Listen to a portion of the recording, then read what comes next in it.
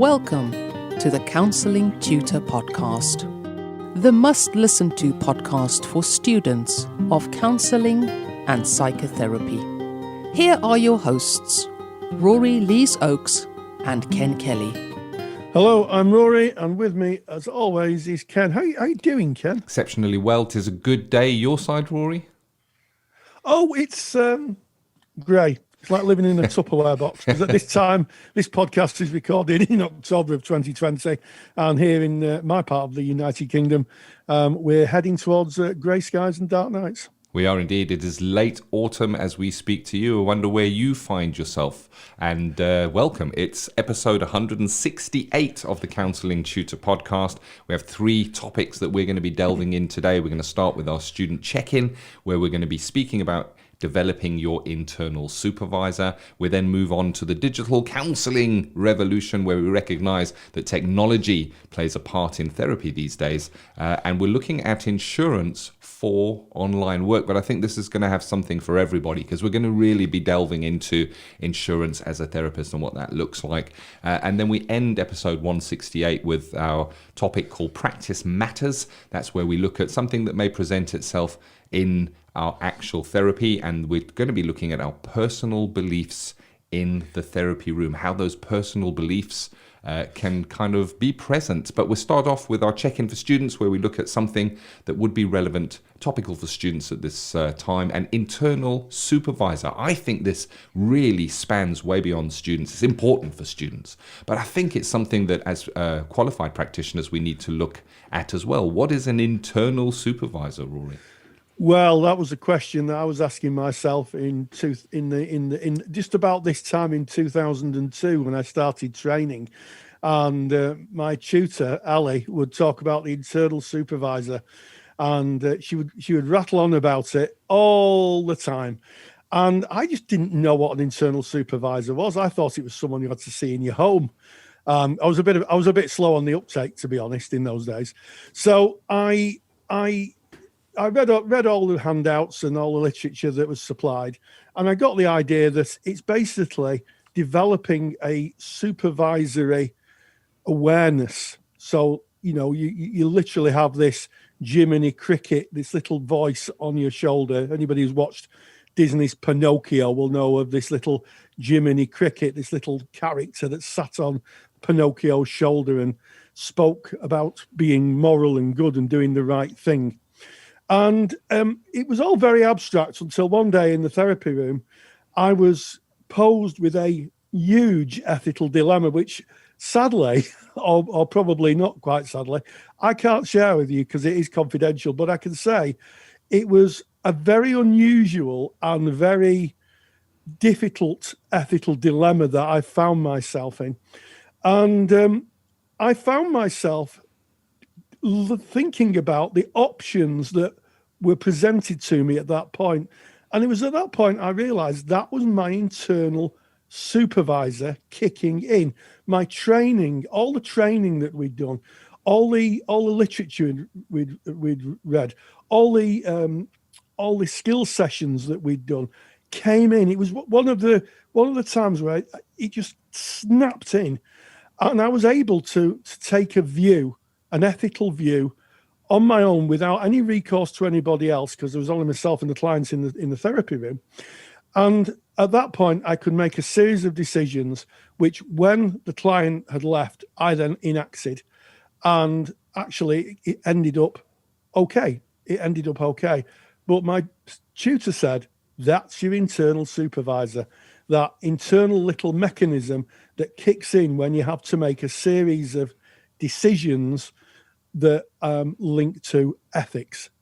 Internal supervisor. I like the way you've described that very, very much. And it kind of is an indicator that you can read stuff in a book, you can read the handout, you can have the lecture on it, but it's when you experience it yourself, isn't it? That learning really, it's like that, it really sinks in. I love that you've put this topic, Rory, into our student check-in, and I think it fits beautifully here, because as a student I recommend that I recognize that you're building your competence as a student. You're learning. So it's like, I guess, riding a bike. When you first get on a bike, it's a little bit wobbly, and the handlebars are a little bit wobbly, and your full concentration is on how to ride that bike. So you're not thinking about the countryside that you might be passing at the time, or the fork in the road that might be coming at you ahead. You're thinking, am I balancing right? Am I steering right?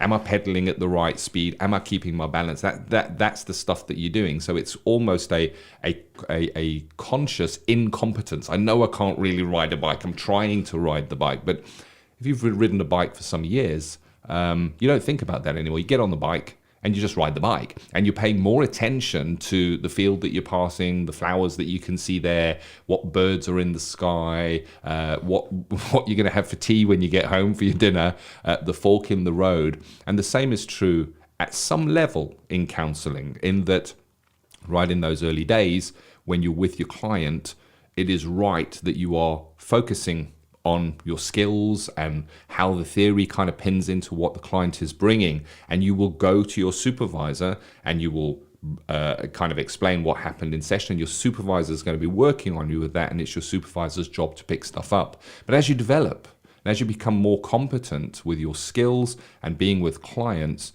you develop the internal supervisor, where you're able to fully be with your client, 100% right there with them. But they might say something that'll be like a little bing, a little flag, your internal supervisor will run into the session.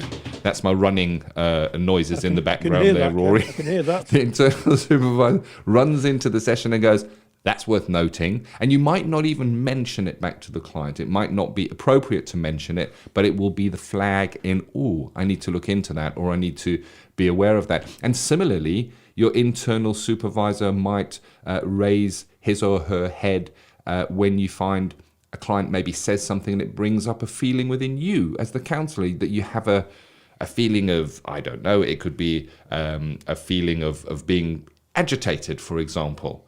And again, the internal supervisor would go, aha, what is that over there? Could that be a form of transference, counter-transference? And it's things that would normally be taken into supervision. You're able to begin to start seeing them for yourself. Absolutely. And there's a really good book that I would recommend. It is from the psychoanalytical tradition, but sometimes there's a lot of commonality in modalities when it comes to things like ethics and supervision. And it's written by a British psychoanalyst, Patrick Casement. And he first coined the phrase learning from our mistakes. And he describes in the book supervision as an internal dialogue by which the analyst, now of course not everybody's a psychoanalyst, people are person-centered, can monitor moment by moment what is happening in the session and the various options open to them, the various ways they may respond to this, and the implication for the patient in each. Now, of course, that quote comes from the psychoanalytical tradition. However, I think it's a very good assessment of what can happen when you have to make an ethical decision in session. This was something that happened in session. And I want to say this wasn't the client's issue, it was mine. And the other thing I would say is the client never knew. Yeah. The client absolutely never knew what the ethical dilemma was or how I managed it. And the reason for that is they didn't need to know. It was something that I had to do. And Casement draws out a number of areas where we may have to use our internal supervisor. I've not mentioned transference and counter-transference for at least a week, Ken. It's all right. I just mentioned it. So we're in good standing, Rory. Yes. So, transference and counter-transference, boundaries, is the client pushing boundaries, games, sometimes clients will act out, projective identification. This is where clients may say something about others they really see in themselves, legal and ethical issues, and self-care. And, he finally comes with a summary of learning, which is what we learn from our clients. And I would agree with the great Patrick Casement in the final point. It allows us how best to serve our client and how to respond to their unique worldview. So I've created a little handout to help people with internal supervisor. To get that handout, you just go to counsellingtutor.com, click the podcast tab. look for podcast 168, and that handout is waiting for you. Just a little checklist for those of you who want to hone, develop, and strengthen your internal supervisor. There it is. And I think as we kind of went into this, it's appropriate not just at student level, definitely at practitioner level, right up to master practitioner. You're going to still be working on that internal supervisor. And I like how you kind of drew the parallel to your experience of that the client doesn't know. And that's the whole point. And it's also referred to as helicopter, where you're in the room, so it is yourself, it is the client, that is all that is in the room. However, during competent practice of counselling, you're able to, part of you, your internal supervisor, is able to kind of lift above, almost kind of rise up above the counselling session and look down on what is happening both for the client and for you as the counsellor. And that is the well-honed, I guess, internal supervisor. And so important, and we need to listen to our internal supervisors because it's usually guiding us from good practice. I guess it's a good topic, and I thank you for bringing that, Rory. As Rory said, if you want to get that super duper handout, they're so useful and they are free of charge. It's our service to you. Go to counsellingtutor.com, click on the podcast tab, episode 168. The show notes are there where we kind of go over what we've covered today with external links to more in-depth into the topics we cover, but you get Rory's super duper handout on that page. So there we have it. That's our student check-in, and we're moving away from study into what is of the now, the digital counselling revolution, where we recognise how technology plays a part in our counselling practice in this day and age. And today we're going to be delving into insurance for online work. Digital Counselling Revolution. Well, for a number of years now, insurance has been compulsory for people who've been members of ethical bodies. When I started out, when the BACP was the BAC, it only added the P to it. It was only added the P when I started. There was no real mention of being insured for online work. But now, as a more mature profession and a more responsible profession, insurance is a real big part of our practice. Whether you are a student or whether you're a qualified practitioner, all who are facing clients should have the relevant insurance. And it strikes me that a lot of people just renew their insurance year on year. I know I do. Every year I renew my insurance. I get an insurance renewal, pay it, I get a new certificate of insurance. And that's another kind of year done, another ethical tick box ticked off. But when we work in the world of online counselling, we really do need to drill down into our insurance and actually check what our insurance covers us for. Now, it's worth remembering that online work was quite a niche activity until COVID struck. And now it's become, I would suggest, the major way that therapy is delivered, certainly here in the UK. And I wonder how many people have checked their insurance policy to find out, are they insured for online work? Are there any exceptions that you have? So, for instance, I have car insurance, like everybody who has a car and drives it on the road should have insurance. And I insure my car for domestic, social and work. And I pay a little premium for when I used to driving to my therapy room 2 miles down the road. I had to insure my car for that because technically I was using it for work. So, check your insurance. If you're renewing your insurance without actually checking it, and my view would be phone your insurance company up or look at your renewal and ask them, are you covered for online work? And also, what their view of online work is, because it spans such a huge amounts of disciplines. It can be face-to-face, it can be by phone, it can be by text, could even be via chat room. It can be even asynchronous communication where you're in some form of chat app. So you really do need to check your insurance to make sure that you're covered for this. And of course, if you're working out of the country, Now, this is a very kind of contentious issue because nobody thought that we would be in this position of people working outside geographical borders. So you need to check with your insurance which countries you can actually work in. So there's a lot of work to be done with insurance. It's not just a case of renewing your quote and hoping for the best. Yeah, I like what you've said there, Rory, and it goes beyond a ethical tick box. No, you need insurance, and that is an ethical requirement to practice. We need insurance. So what do? Well, we get some insurance and then tick that box and go, yep, well, we've done that. We've got the old insurance in place. Let's move on to the next thing we need to do. But it goes beyond that. It's about reading your policy, as you've mentioned there, Rory. And chances are, if you phone up your insurer and say, am I insured for online work? They may go, yes, you're insured for online work. I would take that a little step further and say, okay, that's great. Where in my insurance cover will I be able to read about that? And go and have a read so that you have an understanding of it. And I want to just draw a parallel to a friend of mine who lives in South Africa. And this is non-counselling related. But what happened, he runs a nursery school. Their family runs a nursery school.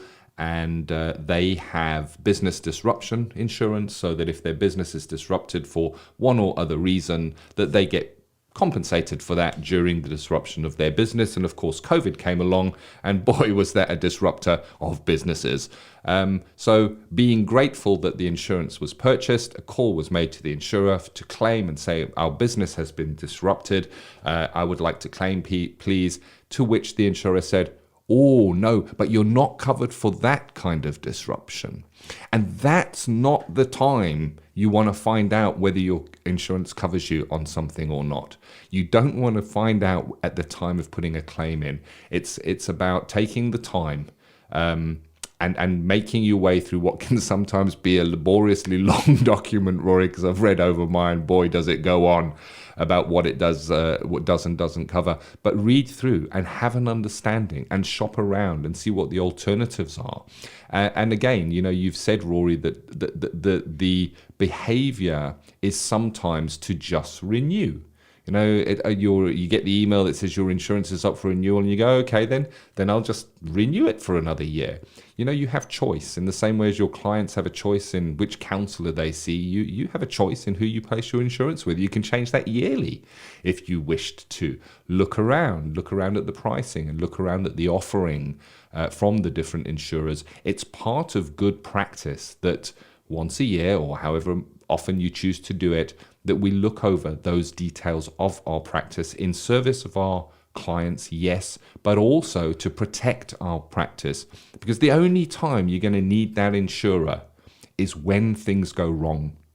And it's a sad time when you're contacting an insurer, because it kind of indicates that you've got a dilemma on your hands. It can be a tricky time.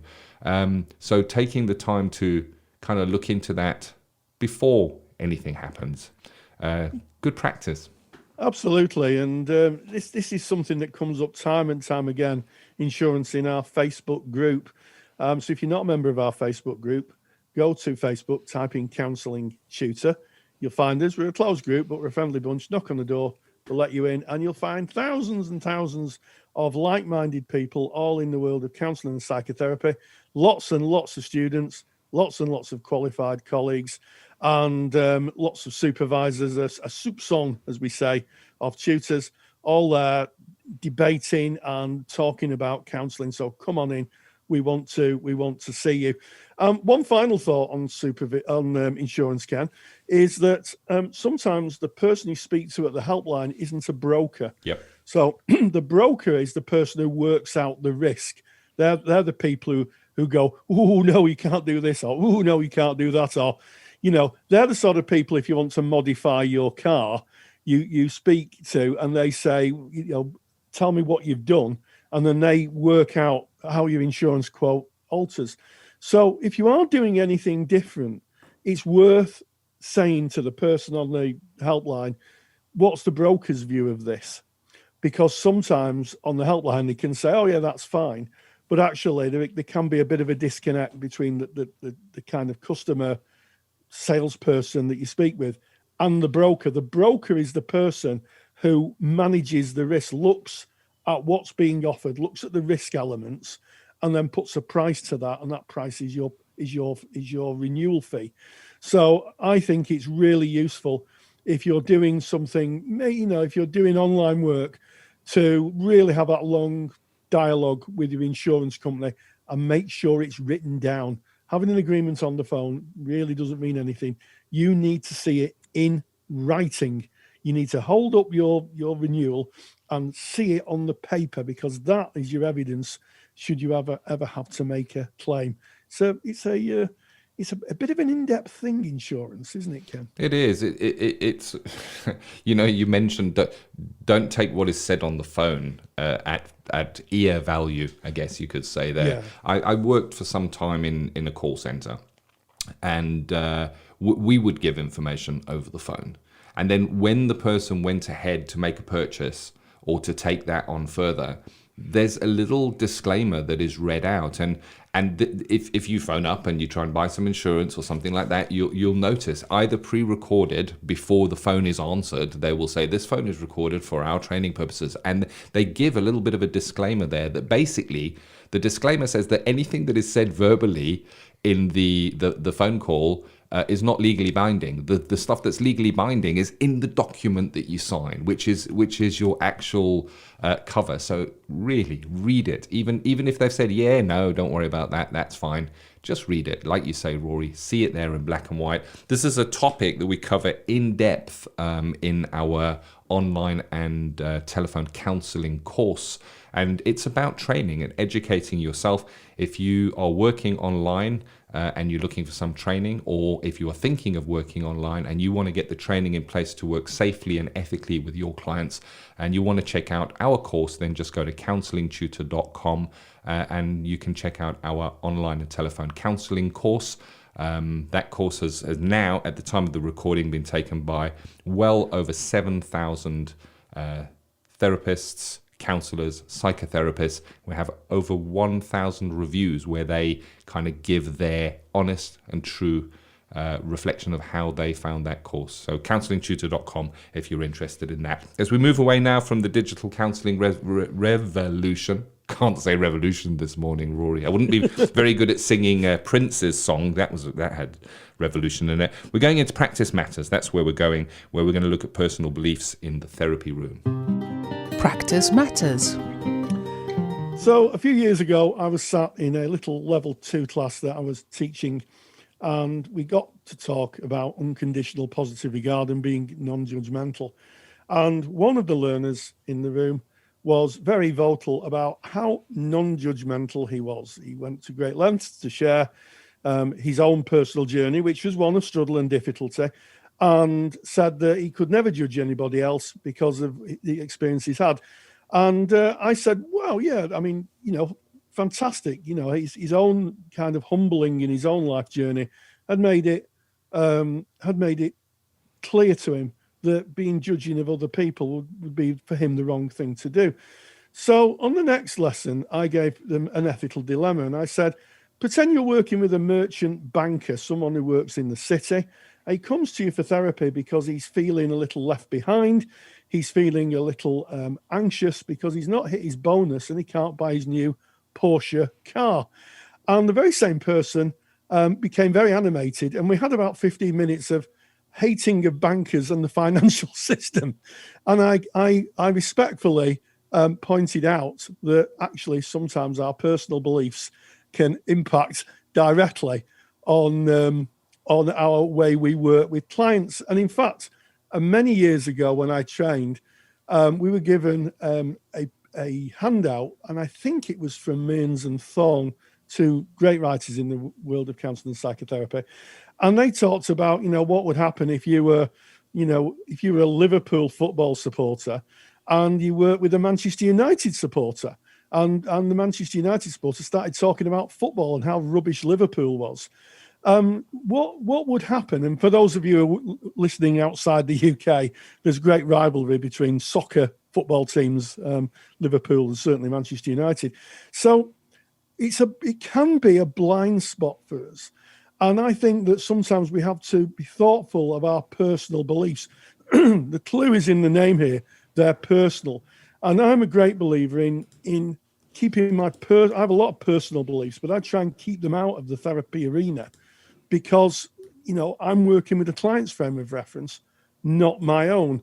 And I met a lot of people, including clients, who've had very different personal beliefs on a range of issues to myself. But I'm always, a great believer in free speech in the therapy room and allowing the clients to speak about what they want. And I think that sometimes nerves can be touched. I know my nerves have been touched. When someone said something and I feel myself going, I'm going to have to put that to one side for supervision. It's really important that we understand our own personal belief mechanism and manage it when we're working with clients. Yeah, I'm thinking back to episode 166 of the Counselling Tutor Podcast. It went live on Saturday, the 17th of October. So you can go and look that up on our website. Go to counsellingtutor.com, click on podcast, go find episode 166. And we speak about the Johari window as a self-development tool where we recognize that there are certain parts of us that are unseen to self. Some of them might be seen by other people. They might go, he or she is such and such, and we may not be able to see that ourselves. But there are also elements of our self that are not seen to us nor to someone else, but they exist and they I guess, contribute to how we are, how we behave.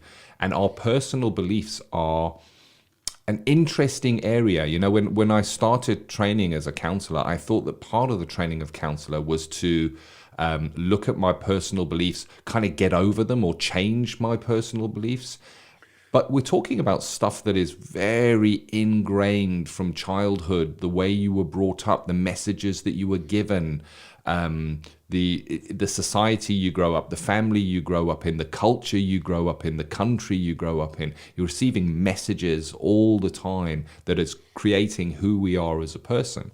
And I later learned that it's not about that really. It's the personal development is about just recognizing what my own personal beliefs are so that I can silo them off within therapy sessions so that they don't contaminate, they don't interrupt and contaminate. And it's through self-development that we kind of find that. I found it really interesting, Rory, when you were telling the story of the student who said, I'm certainly not judgmental. It reminded me of the shadow self. It's always very interesting if somebody says, I am not such a such. Whatever it is they say that they are not, and then insert what I am not here. There is a theory of shadow self where we kind of do that. We kind of speak negatively about things that we may have, and maybe it's just unseen to self, and that's part of this personal growth, this personal development. But I've certainly had instances where my own personal beliefs have been in the therapy room. They have contaminated my therapy, and it was only picked up in supervision. And I have no doubt that it may even happen today. It's not something that you can say, I've been practicing for years. Now, no longer do my personal beliefs come into my therapy room. I accept that they may, because I bring myself into my therapy room. It's just about being really vigilant and looking about that, and also being mindful that your client will most certainly be bringing their personal beliefs and their truths.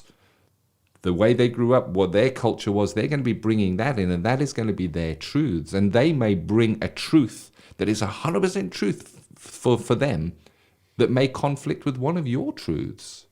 And it's an interesting phenomenon. We have to shine a light on it. Yes, and sometimes clients who've had very difficult journeys or very difficult histories may come in angry. They may project that onto us. They may say things that, if they worked, if it was said in a workplace environment, could get them in a lot of difficulty with HR and colleagues. And I think sometimes we have to be patient. Sometimes when clients act out like this, there's usually a reason behind it. And my clinical thinking over the years has developed in to, if I do get a client who's saying things that, are particularly difficult to hear, I always wonder what's going on behind that. What has brought the client to this point? And usually if one exercises patience and listens very deeply, you can usually find the points at which these opinions are formed. And usually that, in my experience, that actually comes out in therapy. It doesn't need any guidance or direction. Usually clients talk about what's going on for them, and they sometimes can project out. So, I think the story of the merchant banker and the Porsche car is a good indication of that. It's a person who was struggling. If you take away the wealth and the and the title, it's someone who's struggling. They're feeling left behind. They're feeling not good enough. And we work with that all the time in the therapy room. And I think sometimes we need to be mindful of that, specifically in a time where people, are not backwards at coming forwards in their kind of political standpoints. We need to be really thoughtful about that and allow the client that space to expand their opinions, and we as co-journey people in their lives help them understand where they're at, where that opinion may have come from. So it's an interesting one, but it is a blind spot, I think, for every therapist. Yeah. I've supervised and taught, as you have, Ken, and it comes up in supervision a lot, where someone said, I've had this terrible thought, and it comes out and there's a lot of shame around it and anxiety. And my response to that is, well, you're a human being. You're a human being. You have thought that. Let's just look at it. Let's explore it. But let's not go down the route of blaming people for it.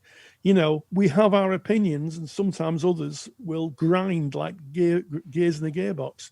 I think as long as we're aware of it and we can take it to supervision, then we're just doing the best we can with that, I think. Yeah, by shining a light on this, we're just bringing up the topic. We're not saying what you do is this and what you do is that. And No. I'm certainly, Rory, not the therapist that I was 5 years ago.